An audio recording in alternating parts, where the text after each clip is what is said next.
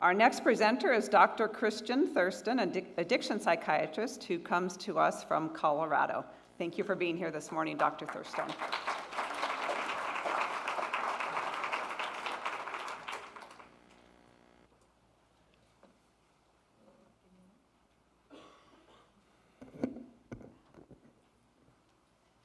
Great, thank you very much. So I'm Christian Thurstone. I'm a child psychiatrist, addiction psychiatrist.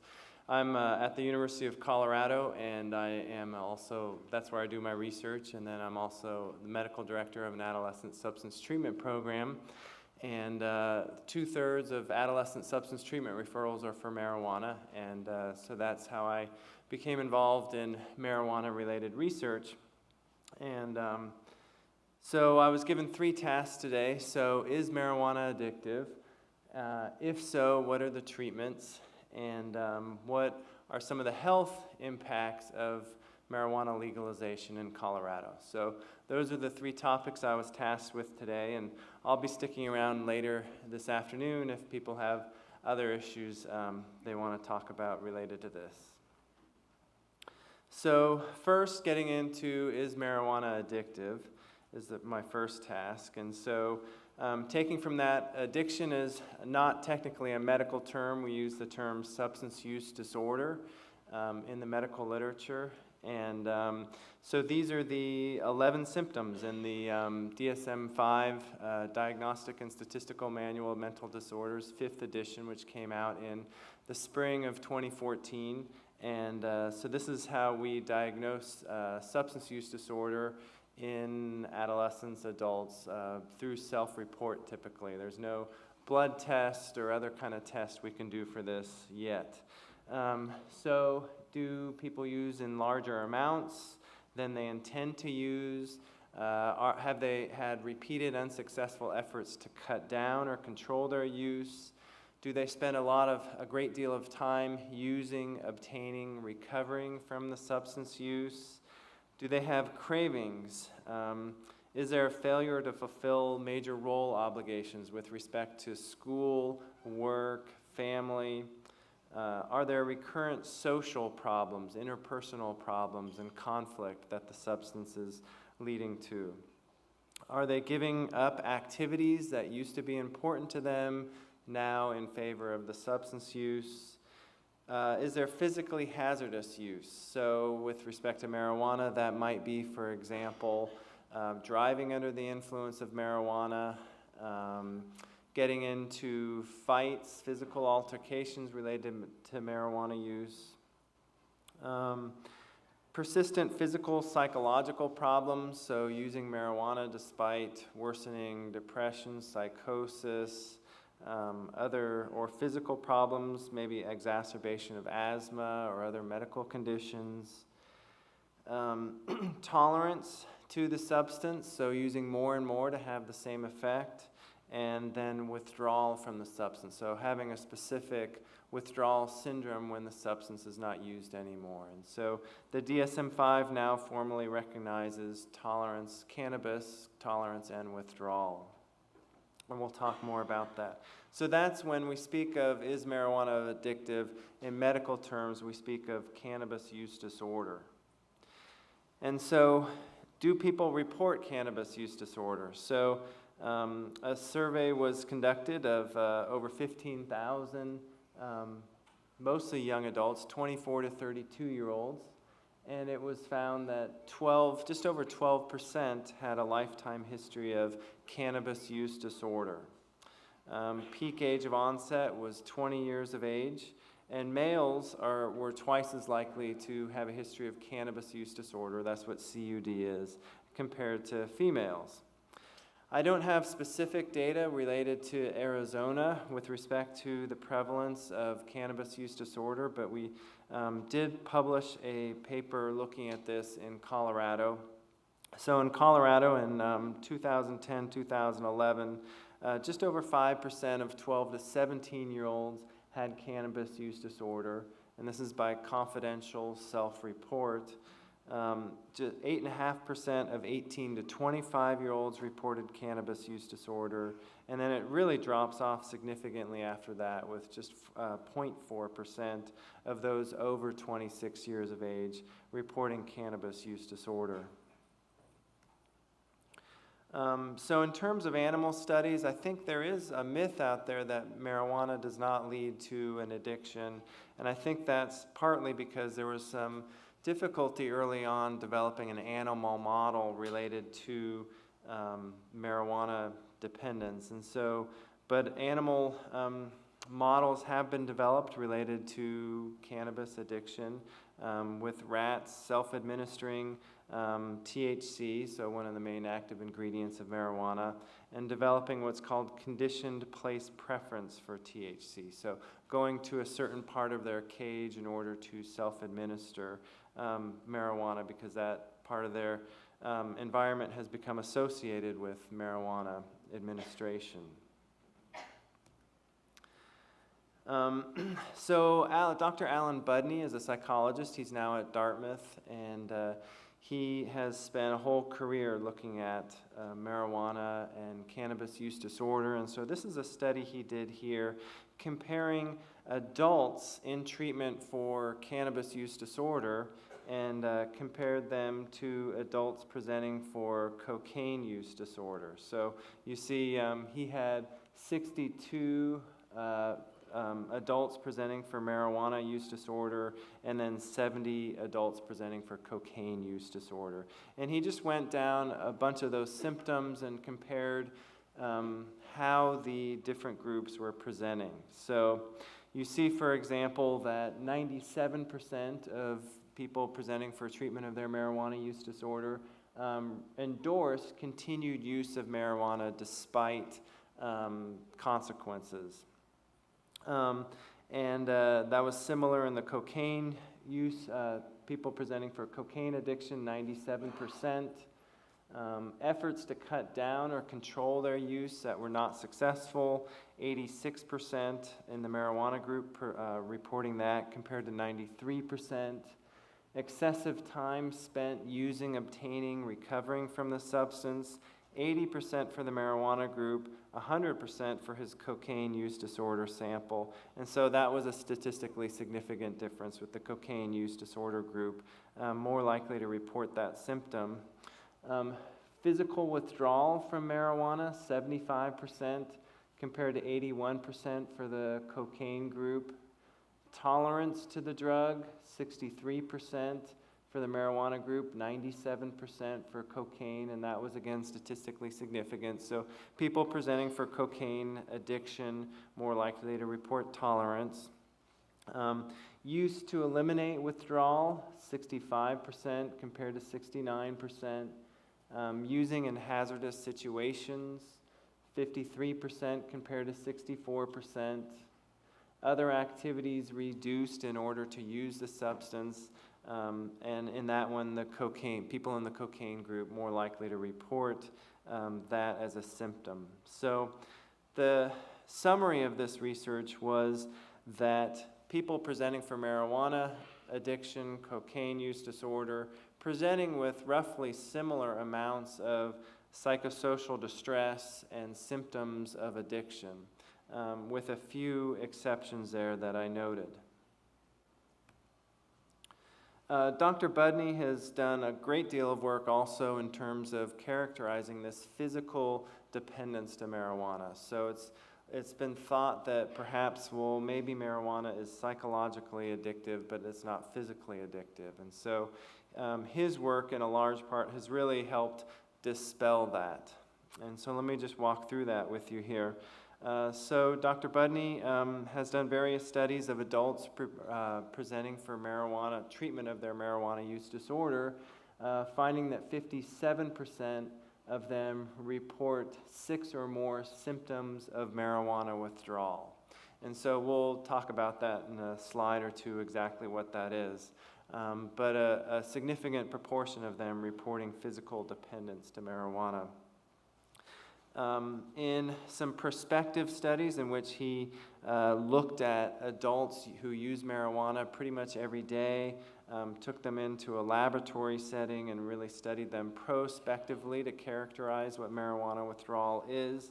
He found that the onset of marijuana withdrawal is about 1 to 3 days, peaking at 2 to 6 days and lasting 4 to 14 days. So lasting up to 2 weeks, basically. And we're going to get into that in a little bit, but Dr. Miller did talk about aggression and marijuana, and it's thought that some of the aggression may be related to marijuana withdrawal, which is associated with a lot of irritability, restlessness. And we'll talk more about that. At least 50% of adults with cannabis use disorder report that marijuana withdrawal is the reason for their relapse. So this was a telephone study that Dr. Budney did in which he obtained self-report from these adults, and adults who were not in treatment but who used marijuana frequently reported that when they had tried to quit, about 50% of them found that marijuana withdrawal was the reason for their relapse. Let's see here, Dr. Budney's also done a lot of work in terms of comparing tobacco and marijuana withdrawal and showing them to be of similar intensity and clinical significance.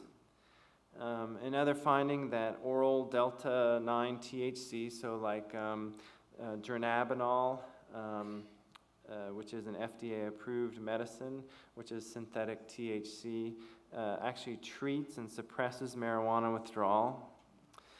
And then extending the finding to teenagers. So 78% of teenagers in substance treatment, so remember that 2/3 of adolescents in substance treatment are referred for marijuana. That's the primary substance they're being referred for.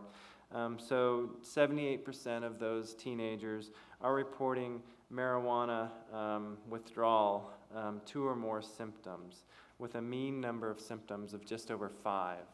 So it's something, this physical dependence, hopefully we can really get the information out there, not just a psychological dependence, but a physical dependence now has been pretty well characterized to marijuana. And so what exactly is this marijuana withdrawal that I've been talking about? So the DSM-5 now lists 7 of these symptoms here in terms of irritability, nervousness, anxiety, sleep difficulty, decreased appetite or weight loss, restlessness, depressed mood, and then at least one physical symptom causing significant discomfort. So that can be abdominal pain, mild tremors, sweating, fever, chills, or headache. And so you can really see that people, when they're undergoing marijuana withdrawal, can feel pretty uncomfortable with irritability, nervousness, insomnia, and how that could relate to symptoms of aggression that Dr. Miller also talked about.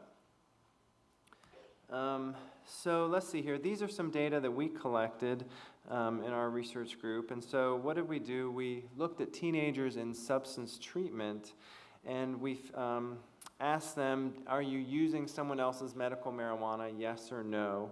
And we also gave them the drug use screening inventory, and it has a substance use problem density score. So basically it measures the severity of their substance use disorder. And it goes from 0 to 100, with 100 being maximum problems and 0 being no self-reported problems. And what we found was those on the left column using someone else's medical marijuana, that's what MMJ is, had an average score of 46.5, compared to those not using someone else's medical marijuana, that was 30.8. And so that was statistically significant. And so this was kind of a first hint that we got that perhaps this more potent marijuana that youth are using now, that's being sold commercially, may be leading to more severe addiction and different treatment outcomes as well. So following up on that, we asked youth in substance treatment in a different study the number of cannabis use disorder symptoms that they were endorsing. So remember, I went through all those symptoms, And one way to assess severity of addiction is to count the number of symptoms people are reporting with. And so in this sample, by the way, 74% of teenagers in substance treatment in Denver, Colorado, reported using someone else's medical marijuana. And the average number of times they reported using someone else's medical marijuana was 50 times. And so on the left there, you see those who reported using someone else's medical marijuana, those not using someone else's medical marijuana. And you see that those on the left reported 5.5 symptoms on average of cannabis use disorder, compared to about 3.3 there. And that was also statistically significant. So again, really, I think raising a question of the potency and what impact that might have in terms of being associated with more severe addiction. So stay tuned with future research on that. We're working on some of that now. So that's kind of some bad news there, right? Let's talk about some good news in terms of treatment. Hopefully it's good news here. So this is the Cannabis Youth Treatment Study, which was a large study of 600 youth nationwide, comparing different treatments for cannabis use disorder. And I'm focusing on youth, but also some of these treatments, as I'll highlight, apply to adults and certainly young adults as well. So right here, this is a graph of the percentage of youth with 4 or more weeks of confirmed abstinence, so self-report plus urine drug screen, and by the end of treatment. And on the left, you have MET-CBT5, so that's motivational enhancement therapy plus cognitive behavioral therapy, 5 sessions. And then you have MET-CBT12, so motivational enhancement therapy for 2 sessions, plus then 10 sessions of cognitive behavioral therapy, group cognitive behavioral therapy. ACRA, Adolescent Community Reinforcement Approach, which is individual behavioral treatment for cannabis use disorder. Family Support Network, which is MET-CBT12 plus group family treatment. And then multidimensional family therapy there on the right. And so there was not a statistically significant difference between these groups in terms of the proportion of youth with a month or more of abstinence by the end of treatment. There was a statistically significant pre-post change, however, so all of them did coincide with a decrease in substance use and cannabis use. And you see, however, there's a fair amount of room for improvement. Only about, in the best treatment there, ACRA, 30%, up to 30% or so of youth have 4 weeks of sustained abstinence by the end of treatment. So really, cannabis use disorder is rather difficult to treat, and it certainly is better to prevent it than treat it in this case. Now, and the treatment of choice, Dr. Budney, again at Dartmouth, has done a fair amount of work in this. Cognitive behavioral therapy can be adapted for adults with cannabis use disorder as well, and we'll talk more about that in a second. So this is a study here that just came out just maybe a couple months ago, and it's a graph of the proportion of youth with 4 weeks or more of sustained abstinence, and they were presenting for treatment of their cannabis use disorder, and they got all of them got cognitive behavioral therapy. And then on the right there it says May, sorry about the typo there.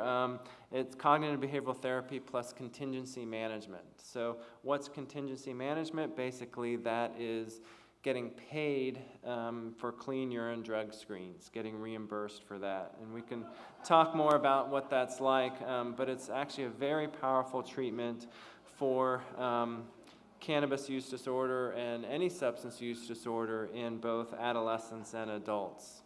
And so the way that, for example, our clinic does it to make it cost effective is it's adapted after Nancy Petrie's work at Yale University. in which there is a fishbowl filled with chits. About half of them say good job, which means that the teenager wins nothing. And then about 40% of them will say small prize, which means that the teenager will win a prize about $1 to $5 value. And then about just less than 10% will say large prize, which is $20 value. And then there's one jumbo prize of about $100 value. So it's positive intermittent reinforcement, which is the same behavioral principle behind gambling. That's supposed to be a very powerful reinforcer, but we're using it in this case in a positive way. And so it costs about $10 per session to do this contingency management technique. And so you can see that if you add contingency management to cognitive behavioral therapy, you get abstinence rates going from about 31% to 53%.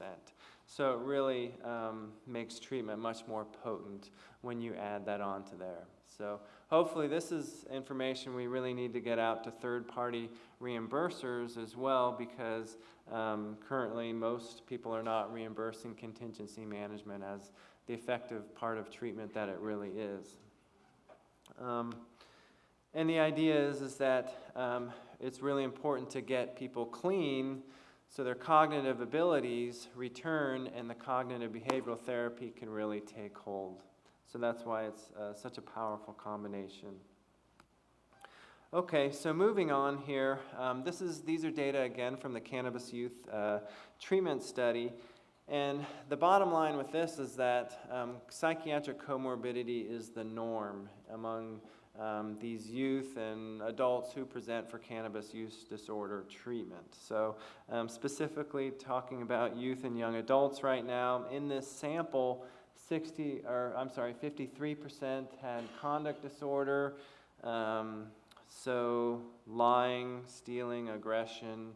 38% had ADHD, 23% had generalized anxiety disorder, 18% had a current history of major depressive disorder, 16% had any traumatic stress disorder, and 60% reported a history of physical, emotional, or sexual abuse. So really the psychiatric comorbidity is the norm as opposed to the exception.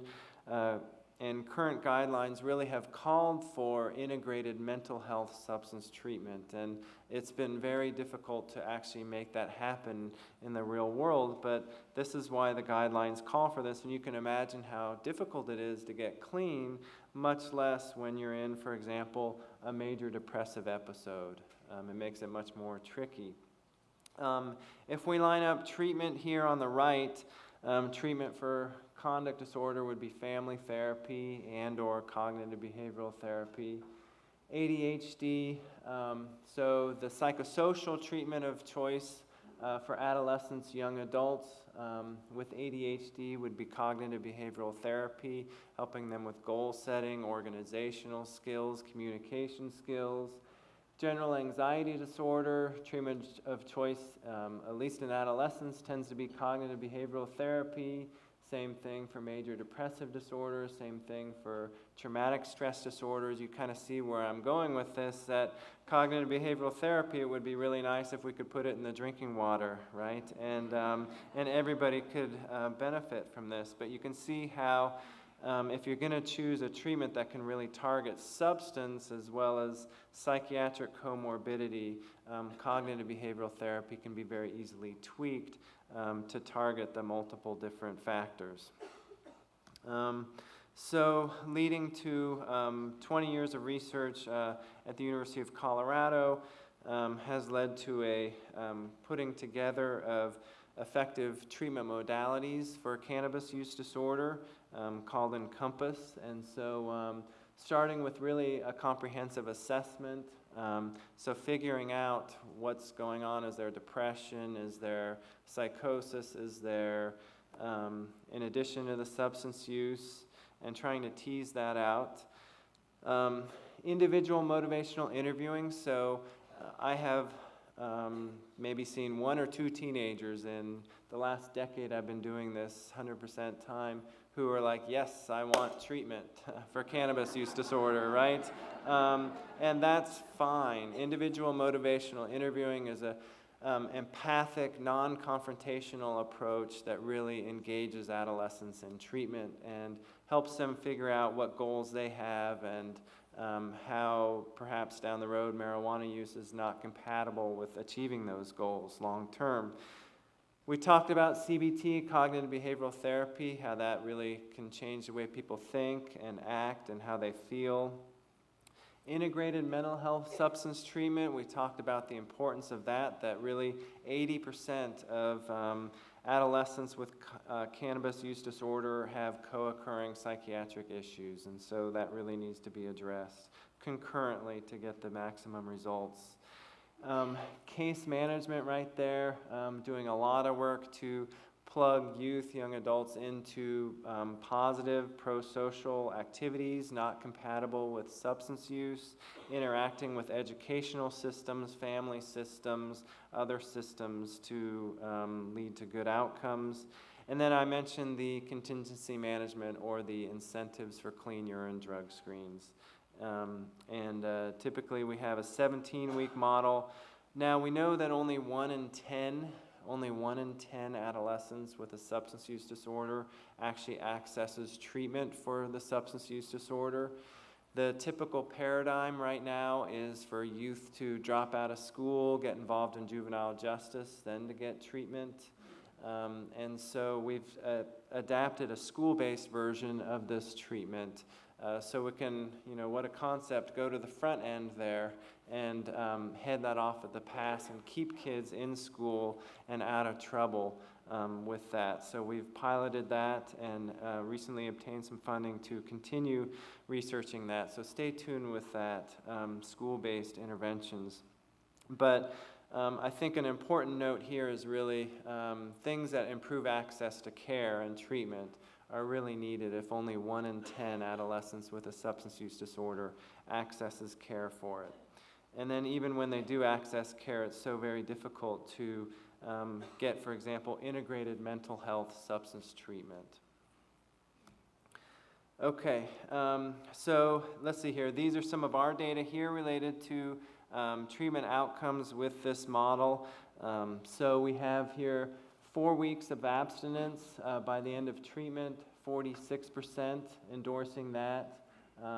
So right pretty much on target with what the research studies are showing, but this is a real world setting here when we implemented this treatment model. ADHD scores going from 30 to 22, so 22 tends to be on average mean scores, and that's a statistically significant difference. 22 tends to be the cutoff for ADHD scores there. Anxiety scores going from 59 to 50, so 59 is about a standard deviation above the mean, and going into, again, normal remission range. Same thing with major depressive disorder, going from just over a standard deviation above normal to within normal scores with treatment.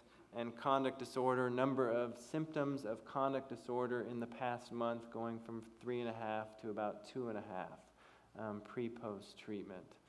So again, underscoring that it looks like it is possible to do this integrated mental health substance treatment. Okay, so that's treatment there, and so what is the impact of marijuana legalization? Being a physician, let me just look at my time here. Okay, so being a physician, I am really focusing on public health outcomes, medical type of outcomes. So let me just walk through some of that. Just some context for this. Colorado now has 827 retail stores, over 1,000 marijuana cultivation facilities, 261 edible producers. And that's a picture there of a marijuana store in Denver. Some of the, right, I'm starting with some pictures here, because this is new. When I started doing this in 2003 or so, none of us, I don't think, had ever heard of this stuff until much more recently. But patients starting to use green crack and earwax, butter, basically really high potency ways of using marijuana, a rather new thing since, at least since what I can observe, the medical marijuana commercialization took off in about 2010, is when we started seeing some of this really high potency strands like marijuana here. I think we've already talked about that. Vaporization really taking off and being a more popular way of using it. So this is a Snoop Dogg vaporization pen here. And then very discreet ways to vaporize. So this looks like lipstick or something like that, but these are vaporization products here. Again, more vaporization products. It looks like a highlighter, but can be taken to school and concealed more easily. Looks like an asthma inhaler, but that's also, right? So just these are kind of new products that have coincided with the commercialization of marijuana. The candies, the Chiba Chews, I think we've already talked some about this, but how the Chiba Chews there, that's a quad dose, so 4 doses on the top left in one candy right there. More candies, commercialization, the sodas, we've already talked about that, Pop-Tarts. This is all new since 2010 or so. Dabbing is new. I had never heard of dabbing until 2010 onward. So that's getting a blowtorch, heating up a filament till it's really hot, dropping some butane hash oil or some other high potency product, and then taking a quick hit with that. So certainly more and more of my patients are reporting this. And as a totally different experience, this needs to be studied more in terms of dabbing and what it does exactly, but the report is that it's a different experience. The marketing and commercialization of it around that is completely new. Santa Claus selling marijuana there is completely new, and cartoon advertising. Radio station in Denver now, 94.1, devoted to this. So all new experiences for us here. So getting to hard data. So those are some of the pictures. So we have here a national survey on drug use and health, and we have Colorado in blue, and we have the United States in green. Hopefully I'm colorblind. And so we see here from 2006 on to 2013, Colorado having an upward trend, 7.6 to 11.2 there, with the United States as a whole staying pretty constant there in terms of past month marijuana use among 12 to 17-year-olds, 6.7 to 7. So Colorado looks like outpacing the country, and again, Colorado really having experiencing its commercialization of marijuana right there, 2009 to 2010. Past month marijuana use among 18 to 24-year-olds, so these are college-age youth here, and so you see 21% in Colorado up to 29% over time in 2013, with the United States as a whole inching upward but relatively stable compared to Colorado. And then here is very Denver-specific data. So there's the commercialization hypothesis, which we've learned from alcohol, tobacco, and the experience in the Netherlands, which has to do with it's how much a substance is commercialized really drives a lot of the youth use of it. So in Denver, we have the heart of commercialization of marijuana in Colorado as compared to the rest of the state, which in a large part has banned retail marijuana stores. And so I think it's interesting to look at Denver specifically, but you see Denver there, past month marijuana use in the middle among 12 to 17-year-olds, 9.5% up to almost 11% there over time from 2006 to 2012, and looks, significantly higher than the United States as a whole. This is 18 to 24-year-olds again, Colorado and Denver, significantly higher in that way. Number of drug-related school suspensions and expulsions. So this has been a real problem for schools in terms of managing this, and especially now with the vaporizers and the edibles, which can be so hard for the teachers and school people who work in schools to detect and deal with. So this is these are data from the Colorado Department of Education. This is the school year here on the bottom from 05-06 to 2013-2014 school year, and number of school suspensions, expulsions over time. And again, we had 2009-10 was our significant cutoff when we really had widespread commercialization. We went from 5,000 medical marijuana patients to about 120,000 medical marijuana patients in 1 year. And we went from basically 0 medical marijuana dispensaries to having about 700. It's not sure exactly because they were not licensed at that time, but it's estimated around 700 in 1 year. So I think that's a good time point to look at, and it really does coincide with an increase, a 40% increase in the number of school suspensions and expulsions then. If you look at it this way, the percent of school suspensions that are related to marijuana and that are related to alcohol, you see alcohol staying very steady there over time, and you see the percentage of school suspensions related to marijuana going up over time. Not consistent with the idea that youth would be, substituting marijuana for alcohol or alcohol for marijuana. You see the alcohol school suspension staying the same. The percentage, again, percentage of school expulsions related to marijuana looks like it's going up significantly. Alcohol staying very constant.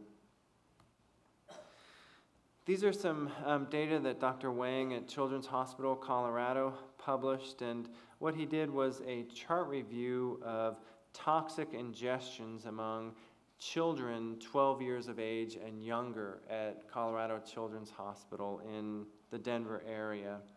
And what he found was 0 toxic exposures related to marijuana before 2009, and then 14 post-2009, with 8 of those 14 having medical complications significant enough to require hospitalization, medical hospitalization, and 2 of those requiring intensive care unit level of care. So marijuana is, if somebody under the age of 12 is exposed to marijuana, that is a medical emergency. So that person should go to the emergency department for evaluation.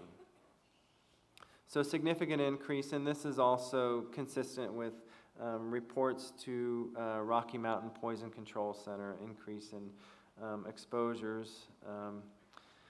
Now, marijuana also is the second most common substance behind alcohol that leads people to an emergency department, frequently with agitation, psychosis, anxiety attacks.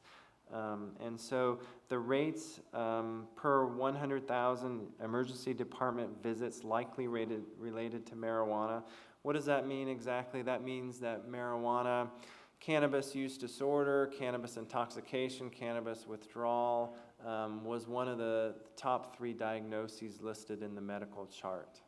Okay, not 4, 5, 6, or 7, but in the top, one of the first 3 reported in that person's chart. So you see over time, 2011 to 2014, an upward trend in Colorado related to emergency department visits related to marijuana use.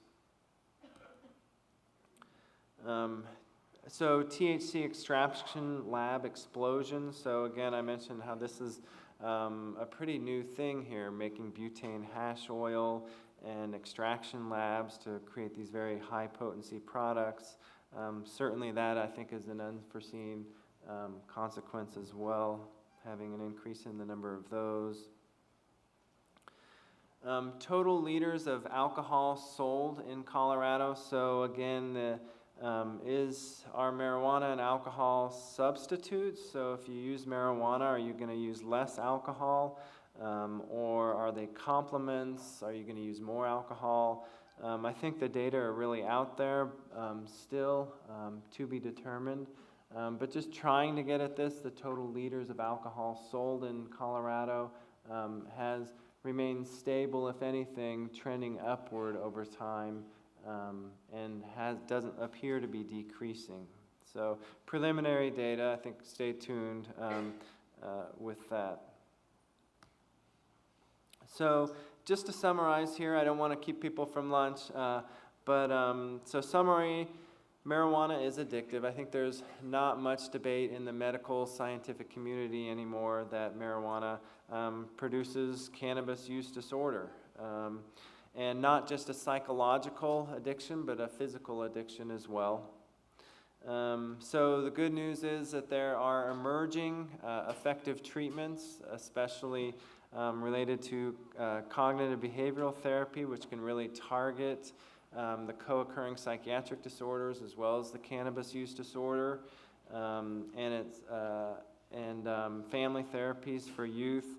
Currently, no medications for cannabis use disorder. People have studied preliminarily N-acetylcysteine. It's an over-the-counter supplement that's thought to be an antioxidant and modulates some of the glutamate receptors in the front part of the brain to decrease relapse, but that's still preliminary, so stay tuned about that. The backbone of cannabis use disorder treatment and any treatment for substance use disorder is still behavioral interventions, not pharmacological interventions.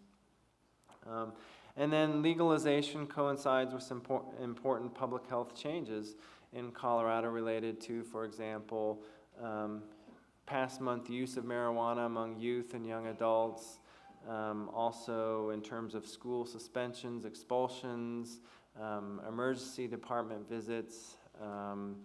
I didn't have time today to present in terms of traffic fatalities. We have a paper that we published related to an increase in the number of traffic fatalities in which someone was tested positive for marijuana. So legalization seeming to coincide with some of those changes.